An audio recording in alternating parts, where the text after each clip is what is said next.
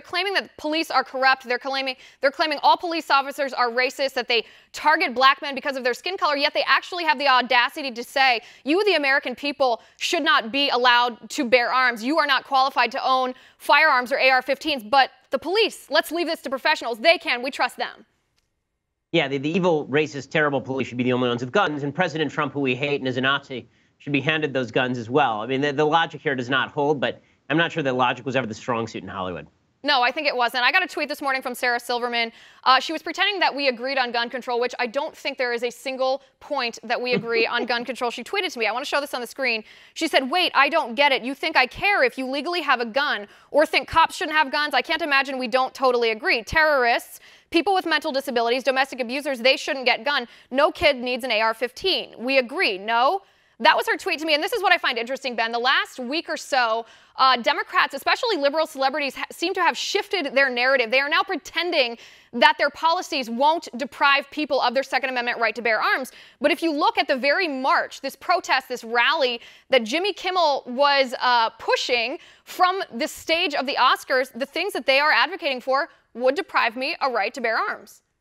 No question. There was a poll yesterday or a couple of days ago, I believe it was from Gallup, showing that 80% of Democrats said that they were in favor of a full semi-automatic weapon ban, and about half of Democrats wanted a full-on weapons ban for all sorts of weapons, including revolvers. So for all the people claiming that Second Amendment rights are not in danger, that we all agree on this stuff, I wish Sarah Silverman would answer the question as to whether she actually thinks that all so-called assault weapons should be banned, whether all rifles should be banned in general, because that would answer pretty quickly the question as to whether she's looking for full gun confiscation. Right, because if we're basing this off of the reaction that we heard at the CNN town hall, when all of the people, the 5,000, 7,000 people in that building cheered at the idea of banning all semi-automatic weapons, that's more honesty, I think, from the Democratic Party than we've heard in a long time. When it comes to these laws that the Democrats are referencing, though, I mean, Sarah Silverman's tweet, she said terrorists, domestic abusers, and people with mental disabilities, we already have laws on the book, if I'm not mistaken, correct me if I'm wrong, that prohibit people that have been adjudicated as mentally unfit to own a firearm, that are terrorists,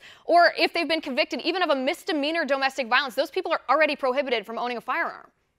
That's exactly right. But Sarah Silverman can't be expected to know the law. She's posturing. I mean, the idea here is that somehow those of us who are in favor of gun rights are trying to ensure that terrorists and domestic abusers can have firearms. But the reality is that, as you mentioned, all of these federal laws are on the books. In 38 states, less than 80% of the people who actually shouldn't have firearms are being reported to the federal government.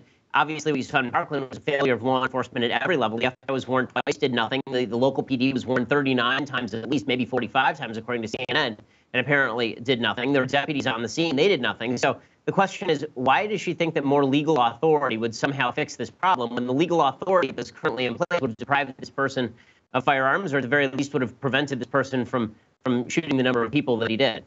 Right, and that's where I always have a problem when liberals argue that they don't want to take away our firearms rights, because if we're talking about Parkland, and these celebrities clearly are, the failure here was a failure of the law enforcement, the FBI, like you said, and the Broward County Sheriff's Department, not to act on laws that were actually broken. We have laws on the books already that should have prevented Nicholas Cruz from getting his hands on a firearm. Those laws weren't enforced on multiple times across the board. Our government institutions failed us, and I don't understand why else liberals wouldn't be focusing on that if their ultimate goal wasn't to exploit people's emotions in order to severely restrict our right to bear arms.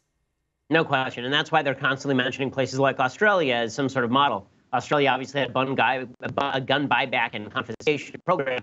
Even that was not wildly successful. Only 1/3 of the guns were actually turned in. And the gun violence rate, actually dropped at a lower rate than the United States gun violence rate, even as the number of guns in American society increased. So it doesn't make a lot of sense what they're talking about. But again, I don't think this has to do with an actual policy. Folks on the left are not proposing actual policies, and the policies that they have proposed have no relationship to what actually happened in Parkland.